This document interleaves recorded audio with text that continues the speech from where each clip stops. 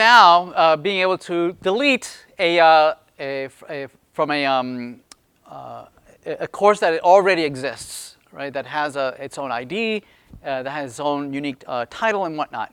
Okay. So what we could do is that we could have each row have a delete button, right? So that if you delete the button, if you click on that particular row, it would know that you want to remove that particular course, right? The challenge here is that you have two components. You have the parent component, and then you have, in this particular case, you have a course row child component. Yes? But the state is being maintained by the parent. It is the parent who has the array of courses. Yes? Down below the course row, the only thing that it has is the course object, and it's rendering the title and the dates and whatnot, right? But it has no access to the state of the parent. Right? So there's a couple ways to do it. The more typical way to do it is that you keep the state in the parent, right? And then you feed the state down to all the children, right? And if those children want to change the state, the children would notify the parent and says, hey, I want to change something. Maybe I want to change the title of the course.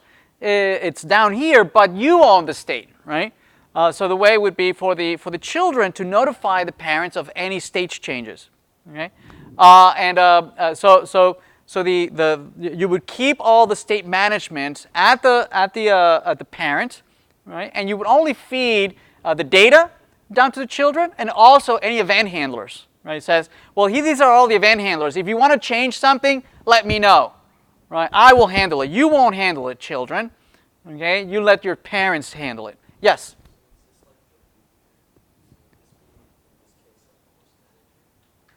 In this case would be the course list. The course list is the owner of the list of courses in this particular case. Yes. Yep. Well, you could have the state also handle at each level, right? You could have, for instance, the modules, right, could handle the state of the current list of modules being provided by the parent. So the parent loaded a particular course, has a course title, the seats and whatnot, right, and the list of courses. And when you select a course, right, you could then load that particular course, and then which contains a list of modules, right? And the module list would handle the event handlers about adding new modules or removing a module or editing a particular module, right? So you could have it tiered. Yep. All right. So let's deal with the course list. So what we'll do is that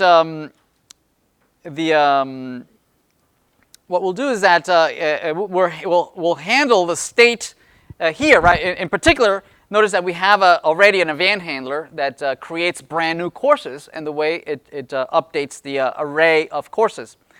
And here we're going to do something similar. We're going to have a delete course, right? That's going to be notified whenever we click on some delete object.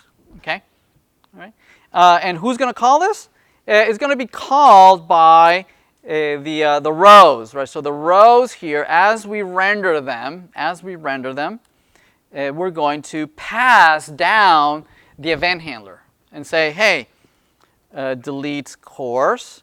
We're going to pass you a reference to this .delete course. Okay, meaning that down below, right, we're going to have an on-click on the actual button, right, that does delete. And it's going to trickle up to the parent. You can say, hey, parent, I want to delete this course. But it's not going to be handled by the child. The child is only going to handle the event. And it's going to trickle up to the parent. Okay? So we're passing a link to this. So here we have let's do a console log delete course. Okay? All right, excellent. So let's do that. Let's on the course row, we can have here on the properties, not only can we receive data, we are receiving a reference to the course we want to render, we are also receiving here, we're receiving an event handler. Okay? All right, so let's do this. Let's add here perhaps a delete button. So we can say maybe here button. and this says delete, and we can associate an on-click on this and say, who am I going to notify? Well, the event handler you passed to me through the properties. Right? You pass it to me. Not only did you pass me the course as a property, but you also passed me the delete course event handler through the properties. Okay? And we're gonna be invoking this dot properties dot delete course. Not on change, I'm sorry, on click. Okay? So the delete button will be rendered on every single course. There's our delete button. Looks pretty ugly. We can style it a little bit. So class name, btn, danger. It's referenced as it's red. There it is. Maybe we can draw it in the next column over.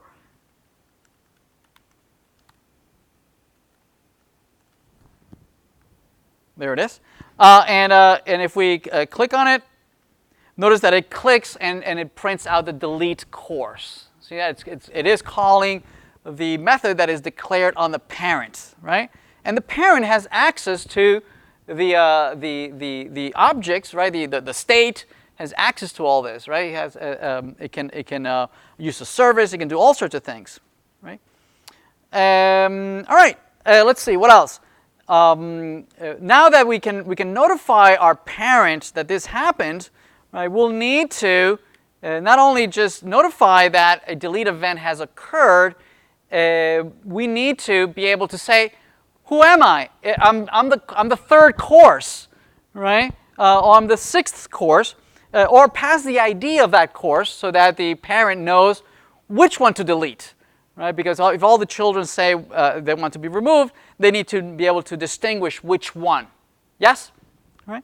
All right. So to do that, notice that the component does have access to the original object. It used it for rendering purposes. We need to pass it in this on-click. We need to pass it, yes?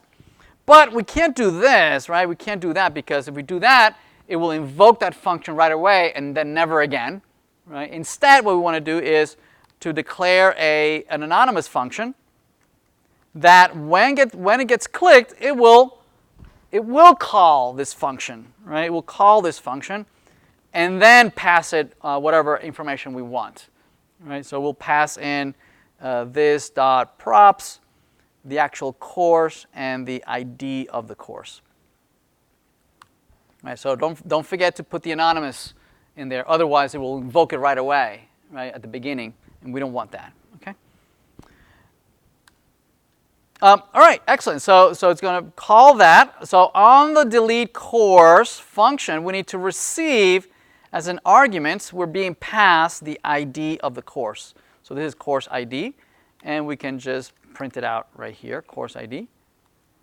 So let's try it out. So if we delete this, delete course, delete 2, 3, 4, notice that it's passing the ID of the course that we want to remove. Right? And so we have enough information to let the server know that this is a particular course that we want to remove. Right? We would need to go out and notify the server and do very much like what we did for the create. Right? We want to make sure that whenever we display the courses, it's always the very latest list of courses. Right? So let's work on that next. Right? So let's see. We'll create a service that can handle that. Right, so presumably we can do something like this. This dot course service dot delete course, right? And we can pass as argument the course ID that we want to remove. Right? Obviously, this doesn't exist. Right? We need to implement it. This would come back from the server, perhaps with a response, say with a 200 response, and we probably don't really care what the server is going to respond. We're going to ignore the response, but we are going to go and fetch all the courses again to make sure that we have the very latest, and we're going to update the state just like we did before. Okay? All right, this doesn't exist. The delete course doesn't exist, so let's implement that. So on the service, we will implement that. We'll say delete the course. We're going to receive the course ID, right? And what we're going to do is that we're going to use the same very similar request we're using for the create, but this time around it's not going to be a post. Instead, it's going to be a delete. Yes. Also, we need to pass around the ID of the course that we want to remove. So what we could do is just append it to the URL. We say / and then the course ID. So it'll be the same URL, but appending the ID of the course we want to remove. Yes? Okay. So the method is delete. We don't need to stringify anything because we're not sending any data along. Right? We're only sending the ID. So it's not configured as JSON. Yes? Right? And whatever comes back from the response, we'll parse it. That's fine, but we don't really care for it. So probably we don't even need to parse it. We don't even need to parse it. We're going to ignore the response anyway. All right, so let's try it out. Let's try it out on the client side. Let's refresh. Let's take a look at the network traffic here, and let's click on this one over here. Notice that it went out. There it is. Here's our URL. Our header went out. API course 1, but it's complaining that delete is not an option that is supported, right? Because we never declared it on the server side, right? So it's red. It's not allowed. 4.3 is unauthorized. So on the server, we need to actually map it. We need to declare a delete on this side, right? So let's do that. We'll say delete mapping. Map to the same URL, but at the end, right, the URL pattern is that at the end we're going to have a course ID, right? And the void is not going to return anything, so this is going to delete course. We're going to need to parse the course ID from the request parameter as a path variable. So we'll as an integer. So it's an integer ID, and we're going to parse it from the path as a variable called course ID. Oops. Course ID. Once it gets parsed, ideally it will parse it as an integer. If it's not an integer, it'll fail. That wasn't able to parse it as an integer. Once we have the ID, we need to use the course repository to find that particular course, right, by ID. So find by ID. So we pass the ID. No, not all of them, just that one. So course repository find by ID. There it is. So it's ID. There we go. And I think we should be able to say just, can we delete it? No, we can't remove it. We need to first check to see if the actual, if it's actually there, right? So this, we need to assign it to a course. What's it complaining about? Oh, it's optional course, right? So this is to be able to handle the fact that the course might not exist, right? That I didn't find that course, right? So it's an optional course. So if it exists, so we're going to say if, so this is the optional, I'm going to call this optional. If the optional is present, meaning it's different than null, meaning there is a row that matches that ID. If indeed is there, we can retrieve the actual course. So here's a course from within the optional. So optional dot get the course. Now that we have the course, we can actually remove it. We can say course repository dot, oh, this is delete. Is it there? Delete. Yeah, there we go. So course delete, and we can pass in the course. Isn't there a delete by ID? Maybe I thought there was. Maybe I'm doing all this unnecessary. Wasn't there course repository? Course. Oh, indeed, there's a delete by ID. I could have done just that. I'm sorry. Yes, but nevertheless, the I'm using an older API, way back when Hibernate. In Hibernate, you would have to first fetch the object. Once you have the object, then remove that object. Obviously, Spring Boot has improved that. All right, so this is just ID. So all this is unnecessary.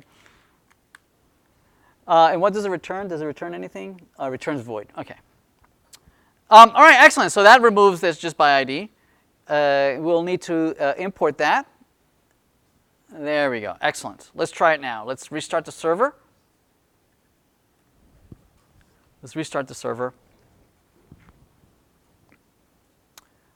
And on the client side, let's see if we can retrieve those courses and remove some of those silly courses. So let's refresh. We got the courses, so let's remove CS1100. Notice that it was removed, and also from the user interface, right? I am guaranteed that these are indeed the very latest. Well, as far as the latest query is concerned, the latest update is concerned. Okay?